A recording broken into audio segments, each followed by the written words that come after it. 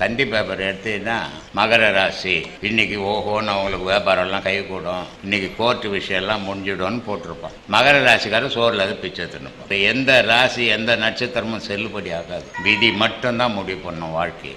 நீ இந்த உலகத்தில் வாழறதும் விதியால், நீ இந்த உலகத்தை விட்டு மறையிறதும் விதியால். விதி தான் உன் வாழ்க்கையை நிர்ணயம் பண்ணும். விதி எப்படி நிர்ணயம் பண்ணுது?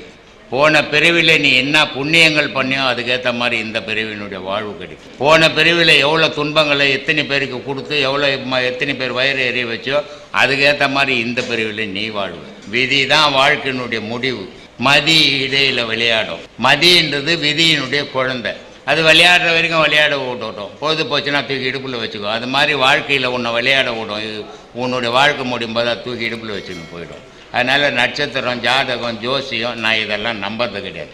நான் என் விதியை மட்டும் நம்புகிறேன், என்னை மட்டும் நம்புகிறேன்.